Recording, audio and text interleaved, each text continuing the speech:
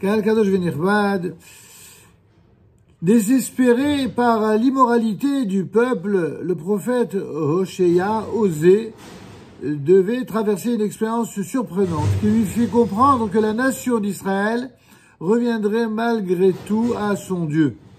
Ainsi qu'il est écrit au début de la Haftarah, il arrivera que la multitude des enfants d'Israël égalera le sable de la mer, qu'on ne peut ni mesurer ni compter, et au lieu de s'entendre dire « Vous n'êtes point mon peuple », ils seront dénommés les fils du Dieu vivant.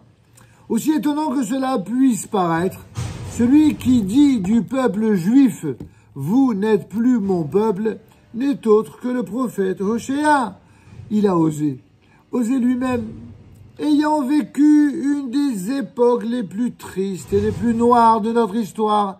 Ce prophète avait décidément du mal à percevoir la nature pure et noble du peuple d'Israël à travers le déluge des désordres moraux dans lequel il s'était enlisé. Le prophète avait donc perdu tout espoir de le voir se réhabiliter un jour. Le sage nous raconte dans le traité talmudique de Psachim 87a que lorsque Dieu s'adressa au prophète Hoshéa en lui disant « Tes enfants ont péché », au lieu d'implorer la miséricorde divine et faire valoir qu'il s'agit des enfants bien-aimés de Dieu, comme le ferait tout véritable berger d'Israël, eh bien, les descendants d'Abraham, d'Yitzhak et de Yaakov, qui étaient portés par une promesse, par une bénédiction particulière, au lieu de cela, qu'est-ce qu'il a fait le prophète? Il s'est porté implacablement du côté des accusateurs et il s'exclama « Ô Seigneur Dieu, le monde entier t'appartient, remplace-le par une autre nation. » C'est d'ailleurs le vœu pieux de bien des nations qui voudraient en finir avec la nation d'Israël. Et c'est alors que Dieu lui ordonna « Va et unis-toi à une femme prostituée, afin qu'elle te donne des enfants de prostituées, car ce pays se prostitue vraiment en délaissant l'Éternel. » Quelle bizarre, quelle réaction étrange. Qu'est-ce que Dieu est en train de dire? Il lui demande, va avoir un enfant avec une prostituée. C'est donc cela la réponse qui est donnée à celui qui accuse. Cet ordre, pour le moins étrange et fort troublant, fut cependant accompli par notre prophète, qui, malgré son âme délicate, se devait d'agir en bon soldat discipliné et agir selon les bons vœux d'Hachem. Et effectivement, cette gente dame, entre guillemets, prostituée, conçut et enfanta un fils. Plus tard, elle conçut encore et enfanta une fille. Et de nouveau, elle conçut et enfanta un fils. Après avoir engendré 2 fils et une fille, Hoshéa reçut l'ordre de se séparer de sa femme, ainsi qu'il sied à un prophète, et ainsi que le fit Moshe Rabbeinu Moïse également, sous l'ordre de Dieu. Évidemment, il fut très difficile pour lui d'accepter d'emblée cet ordre de répudier la femme à laquelle il était lié par les enfants qu'elle lui avait donnés. Mais Dieu lui dit, vois donc, ta femme est une prostituée et tes enfants sont des enfants de prostitution. Tu n'es même pas certain qu'ils soient véritablement tes enfants. Eh bien, de même, les enfants d'Israël sont mes enfants bien-aimés et ce sont les enfants d'Abraham, de Yitzhak et de Yaakov. Et tu me le demandes, toi, tu oses me demander de les remplacer par une autre nation? Vous l'avez compris, Dieu a voulu donner une correction. Il a voulu infliger une punition à ce prophète donneur de mauvais conseils. Le prophète comprit alors son erreur et commença à implorer de la miséricorde pour le peuple d'Israël. Et c'est seulement lorsqu'il a changé de fusil d'épaule, lorsqu'il a commencé à implorer pour son peuple, il se mit également à le bénir. Il arrivera, dit le prophète, que la multitude des enfants d'Israël égalera le sable de la mer.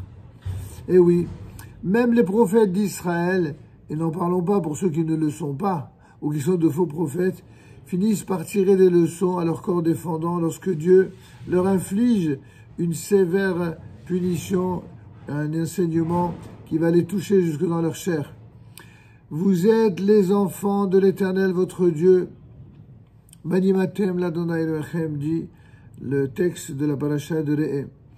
Ce titre, représentant la suprême qualification pour le peuple d'Israël, est-il dépendant de nos mérites? D'après Rabbi Meir, eh bien, quelle que soit notre conduite, nous sommes appelés les fils de Dieu. Mais Banimatem l'Adonai Elohechem. En effet, il est écrit, ce sont des enfants qui sont bêtes. Et même lorsque nous commettons des erreurs graves par bêtise ou par ignorance, eh bien, nous restons les enfants de Dieu. N'en est-il pas ainsi d'ailleurs pour tous les vrais parents avec leurs vrais enfants? On pardonne à nos enfants même quand ils commettent des erreurs, même quand ils commettent des bêtises, même lorsqu'ils commettent des erreurs de jugement et même lorsqu'ils commettent des erreurs de comportement. Ça nous fait mal, ça nous heurte le cœur, ça nous fait beaucoup de mal. Et malgré tout, on doit les considérer, les aimer toujours comme nos enfants. Il est également écrit des enfants sans foi, lo emun bam. Même si nos fautes ne sont pas des erreurs involontaires, mais des actes marquant une hérésie ouvertement déclarée, nous restons malgré tout les enfants de Dieu. Qui plus est, vous imaginez, des enfants, race de malfaiteurs, enfants dégénérés. Vous imaginez, c'est la chose qui serait du pain béni, du miel dans la bouche de tous les extrémistes antisémites du monde, de la planète, à commencer par les insoumis maudits que nous connaissons en territoire de France. Eh bien que nous soyons parfois, en tout cas parmi les nôtres, des enfants idolâtres, et même si nous étions moralement dégénérés, eh bien, n'en déplaise à ces gens-là, nous sommes et nous resterons les enfants de Hakadosh Baruch Hu. En fin de compte, l'on pourrait prétendre que nous sommes des enfants de moindre qualité. Eh bien, pour éviter cette méprise, le prophète va corriger son manque de profondeur passée et va préciser dans sa bénédiction: au lieu de s'entendre dire « Vous n'êtes pas mon peuple », ils seront dénommés les fils du Dieu vivant. Ainsi, la valeur des enfants d'Israël en tant qu'enfants de Dieu, elle est inaltérable et elle est inconditionnelle, n'en déplaise aux détracteurs d'Israël, comme nous le rappelle Maseret Kiddushin 36a. La colère et le profond désespoir du prophète ont disparu. Il s'était pourtant écrié: prenez-vous-en à votre mère, prenez-vous-en à elle, si elle n'est plus ma compagne, si je ne suis plus son époux. Hoshéa reconnaît en fait et enfin que ce problème n'existe que dans l'ordre du présent, mais que l'avenir se présente déjà sous un aspect plus optimiste et que la nation d'Israël reviendra tôt ou tard à son Dieu.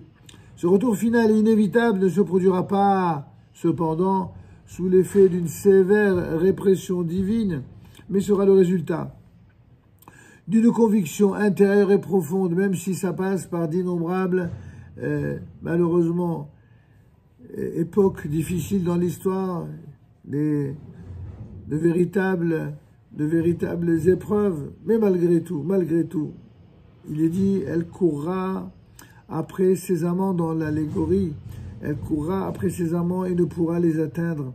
Elle les cherchera et ne les trouvera point. Alors elle dira, allons, revenons à mon premier époux, j'étais jadis plus heureuse qu'aujourd'hui. Vous imaginez cette allégorie? C'est cette allégorie de quelqu'un de malade qui est toujours attiré par ce qui ne lui convient pas.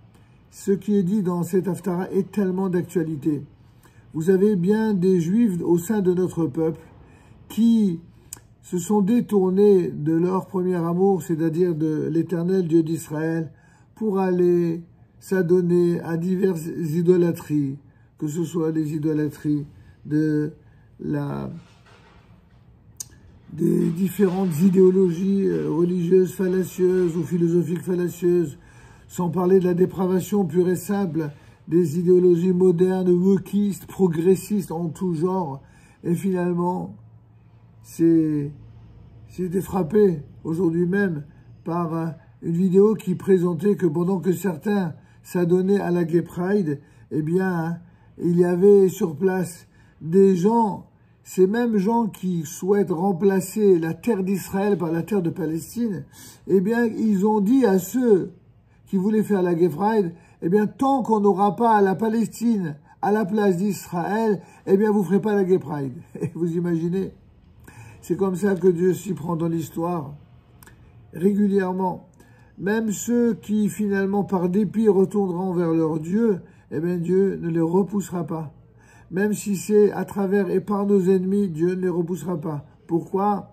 Parce que précisément, et c'est ce que dit le prophète, « Allons, revenons à mon premier époux, j'étais jadis plus heureuse qu'aujourd'hui. Quand l'aveuglement idéologique disparaît, tout d'un coup la réalité réapparaît. » Le peuple juif comprendra enfin que toutes ces cultures étrangères tellement captivantes sont en fin de compte mensongères, que leurs plaisirs sont vains et passagers, et que le véritable bonheur réside en notre fidélité au Dieu d'Israël. Nos sages perçoivent d'ailleurs ce dernier verset comme un prototype de l'éducation et nous enseignent que la véritable éducation se réalise bien sûr par la douceur, par la compréhension et la conviction, et non par la violence, comme on le voit dans Masechet Brachot à la page 7. Bien sûr que des fois, il faut être ferme. Bien sûr que parfois, il faut dire les choses de manière un peu plus dure. Mais tout ceci n'est qu'apparence. Dans le fond, dans ce qu'il y a dans le cœur, il ne doit y avoir que de l'amour. Un amour sincère et véritable. C'est de cette manière-là que l'on peut produire le meilleur, y compris gérer et supporter les méfaits, les mauvais comportements les plus terribles au sein de notre peuple. Et l'amour entre l'Éternel et son peuple reviendra, comme il est dit à la fin de l'Haftara. À cette époque, dit l'Éternel, tu m'appelleras mon époux. Vous comprenez bien sûr l'allégorie. À cette époque, je ferai un pacte.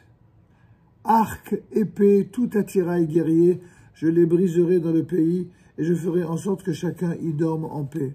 En effet, nous ne sommes pas un peuple de va-t-en-guerre. En effet, nous aspirons à la paix plus que tout autre peuple sur la terre.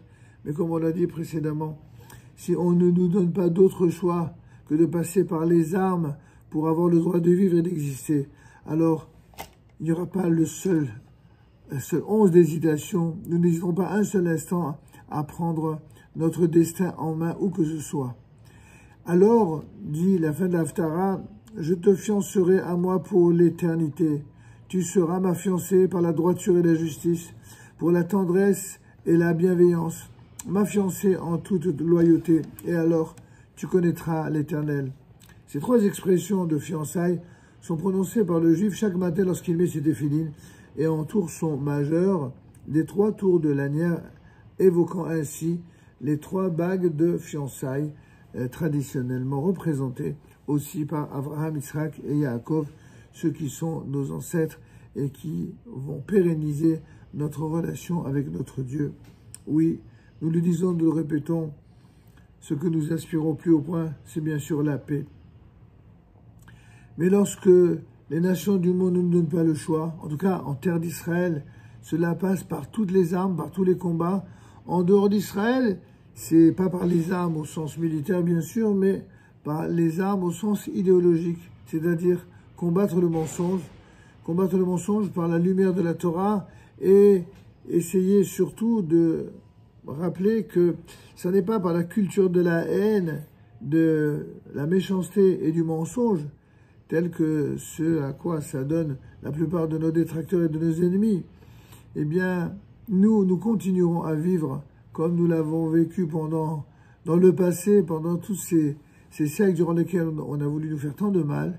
Et eux, les détracteurs, eux, les destructeurs, eux, les profondeurs de haine, c'est eux qui disparaîtront à jamais. Amen, Keni Rasson, Shabbat, Shalom ou Mevarach.